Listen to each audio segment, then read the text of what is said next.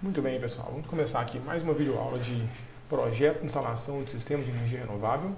Essa videoaula vai ser quase que uma continuação da última, na qual a gente falou sobre dimensionamento de condutores elétricos. Que agora a gente vai falar de dimensionamento de eletroduto. Esse dimensionamento de eletroduto ele passa por um princípio básico, que é o mesmo que vocês viram lá em instalações elétricas prediais. E é muito parecido, as regras são as mesmas, a linha de raciocínio também é a mesma. A única questão que você tem que observar muito bem é que geralmente os cabos solares eles são muito mais grossos, muito mais espessos do que os cabos convencionais. Apesar de ter cabos com a mesma seção de cobre, 1,5 milímetro, 2,5, 4, 6, 10 e assim por diante, a isolação dos cabos solares ela é muito mais grossa. Então faz o diâmetro externo do condutor ser muito maior.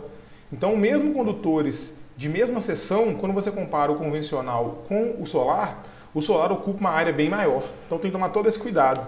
E mesmo sabendo que existem muitas planilhas e tabelas que já vêm com esse dimensionamento meio que pronto, tem que tomar cuidado, porque esse dimensionamento, na maioria das vezes, é para cabos de corrente alternada. Então eu vou ensinar vocês aqui como que faz a conta, mas eu acredito que no futuro vocês vão acabar fazendo uma planilha própria, quem depender desse tipo de coisa para trabalhar profissionalmente mesmo. Então, uma das coisas mais importantes que leva você a dimensionar um eletroduto é essa taxa de ocupação máxima. Então, não pode ocupar, por exemplo, mais de 53% da seção de um eletroduto se tiver um único condutor dentro dele. Se for 2 condutores, 31% é o limite de ocupação. Se for 3 condutores ou mais, o limite é 40%. Então, a gente tem que respeitar esse limite sempre, porque se você ultrapassá-lo, vai ficar muito difícil você passar os cabos, principalmente em circuitos muito compridos, circuitos com muitas curvas, certo? Isso vai ser um dificultador. Lá no caderno didático tem algumas outras informações relevantes em relação a eletrodutos, explicando que você não pode usar como eletroduto algo que não foi fabricado para ser eletroduto, tem as distâncias máximas que você pode ter entre os pontos de fixação. Tem essa que eu coloquei aqui, que em áreas internas não pode ter trecho de tubulação com mais de 15 metros sem uma caixinha de passagem, e se for área externa mais de 30 metros. E isso é devido à dificuldade que é de passar os condutores em circuitos, em tubulações muito compridas, então tem que ter uma caixinha para você ter acesso e puxar os cabos mesmo. Então lá no caderno, isso é uma questão relativamente simples, questão mais de ler mesmo, e está no caderno didático. Uma vez que alguém tem alguma dificuldade, a gente pode discutir isso em outro momento. Então vamos falar diretamente agora como que dimensiona os eletrodutos. Essa tabela que vocês estão vendo agora é de um fabricante de cabos solares, e aqui tem informações de características físicas mesmo dos cabos. Então você tem aqui a seção nominal, tem o diâmetro do condutor, da parte de cobre, tem a espessura da isolação, a espessura nominal da cobertura, que é aquela que protege a isolação, e tem aqui também o que importa para a gente, vou parar por aqui, que é o diâmetro nominal externo, que é por ele que a gente vai calcular a área total que o cabo ocupa. Então, primeira parte do processo, na hora de fazer o projeto, você tem que escolher qual que é o caminho que os condutores vão fazer, por exemplo, entre o arranjo fotovoltaico e o inversor. A partir desse trajeto detalhado, você vai saber quais condutores vão ter que dividir o mesmo eletroduto, vão compartilhar o mesmo eletroduto. Então, uma vez que isso está definido, você pode calcular agora qual que é a área total que os condutores vão ocupar e escolher um eletroduto mais adequado. E para calcular a área é muito simples, galera, porque o condutor quando você corta a seção dele é uma circunferência. Então, π sobre 4 vezes o diâmetro externo ao quadrado, vezes o n, que é a quantidade de cabos. Então, com isso aqui você calcula a área dos condutores. Muito bem, vamos fazer um exemplo então. O exemplo é o seguinte. Você tem um sistema fotovoltaico com 2 strings, utiliza cabos de 6 milímetros quadrados a Fumex. Aí a Fumex é porque esses cabos têm essas características da tabela que eu mostrei anteriormente, são desse fabricante. E é necessário dimensionar um eletroduto porque todos os cabos de saída das strings vão ser direcionados dentro de um mesmo eletroduto para o inversor.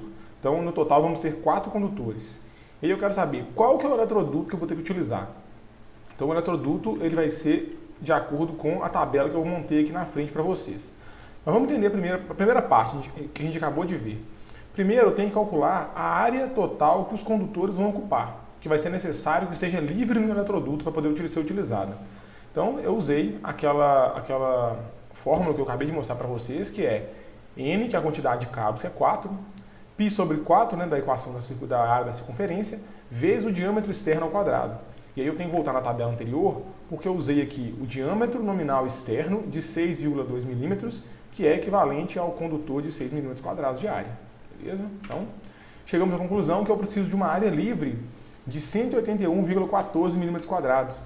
Então, essa área livre, pessoal, é em relação a essa tabelinha, essa lista, na verdade. Então, como eu tenho 4 condutores, a gente vai para o terceiro caso. Eu vou ter aqui, eu preciso que 40% da área do meu eletroduto equivalha a, no mínimo, essa área aqui, de 181,14 milímetros quadrados.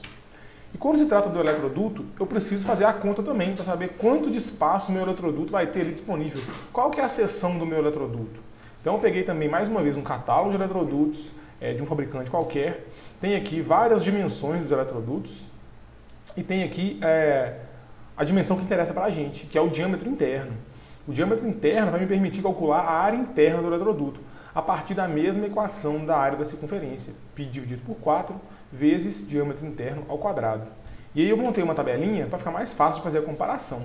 Né? Essa tabelinha aqui tem a dimensão do eletroduto em polegadas, tem o diâmetro interno, tem a área total que o eletroduto dispõe e tem a área livre, que é a área que eu posso utilizar de acordo com a quantidade de condutores que eu estou utilizando. Então, no nosso caso, como se trata de 4 condutores, a gente vai usar sempre a última tabela, a última coluna. Então, eu tenho que procurar aqui qual que é o eletroduto que tem uma área disponível de 181,14 milímetros quadrados. Então, a partir dessa tabela, a gente consegue resolver o problema. A gente vai ter aqui os 4 condutores, 6 milímetros, a área necessária, só posso utilizar 40%. Então, nesse caso, um eletroduto de 1 polegada vai ser suficiente, porque ele tem uma área disponível, né, descontando ali os 60% que eu não posso utilizar, de 237,6 milímetros quadrados. Vou mostrar para vocês aqui na tabela o eletroduto de 1 polegada com a área disponível para a gente poder utilizar. E aí, como que eu chego nesse valor de 237? Porque o cálculo mostrou aqui que esse eletroduto tem uma área total de 594 milímetros quadrados. Então, como que eu chego nessa conta? Primeiro eu calculei, né, pela tabela, claro, a gente não fica vendo os cálculos, né, porque está na equação, na fórmula da tabela.